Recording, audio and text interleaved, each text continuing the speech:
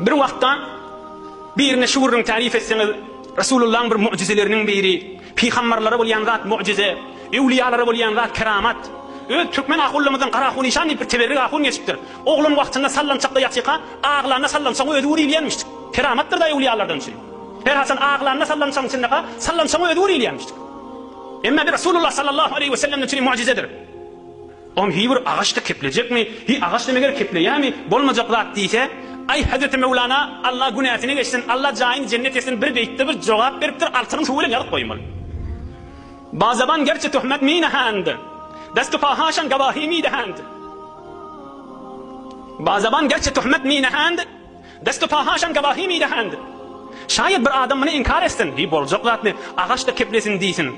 Şol şeyi keplep duran adamın ödü, el ayağının ödü şuna şayet deyiptir.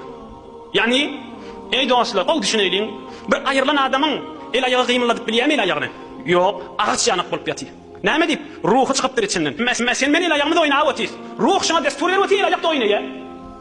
Ama ol ayırlan adamın içinin ruhu yok, el ayağı ağaç yanık bulup yatıyor, kıymıladık da bilene. Hop, Huday da ona ruh veriptir. Ne mi dünçeyim? Ta imki sahabeleri eşittirsin, Resulullah'a aşıktığını, Resulullah'a mehabbeti vadığını, Resulullah'dan ayrılışatı gelmeyenliğini eşittirir, yani ruh veriptir, o da kepleptir. Ne mi işgal başı vururun?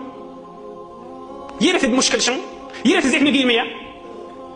O adam iki ay diye, yok lamacan, necire kepletin diyen adamın ödüne, el ayağın ödü olukan delil. Sen el ayağın nehiyli kıyımınla ya, ağaç taşıdı burada yani. Ayırlan adamın el ayağı ağaç değil mi gir? Birin de el ayağımız ağaçtır dayın, böyle geçişler. Nehiyli kıyımınla ya şey. Sonra hazır ruhumuz var içimizde. Hop Huday Teala da şu ağacı ruh veriptir, ta inki izhar mehabbet etsin, ibraz mehabbet etsin, alem cihana eşittirsin, Resulullah aşıktığını, ne mi işgali başı?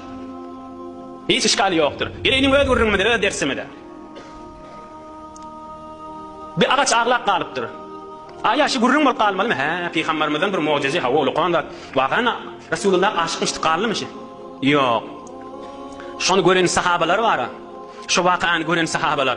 Sonram oğul gizlerine, şunu görmedik adamlara, şu gurrunu aydıp ağlap, ağaç yanık bir bolcok bolayın. Bir kesildi ağaç çabır bolavereyim, Resulullah aşık bolavereyim deyip ağlap özlerinden süreyim desalyanmıştıklar. Sonra onlardan eşten adamlarda bir merkezde Resulullah'ın mehabbetinden gurrun verellerine, ey cemaat, bir vakit Resulullah sallallahu aleyhi ve sellemin yaplanıp duruyan ağacı ağlaptır Resulullah aşık bolup, ağaç sabır bolavereyim, Resulullah aşkımız bolaversin deyip onlarda ağlap gurrun veryenmiştikler. Bizlerde bir devre geliptir, ağaç keplettir, ağaç Resulullah aşık bolup geçirmeyelim, özümüzden süreyim ders alayım.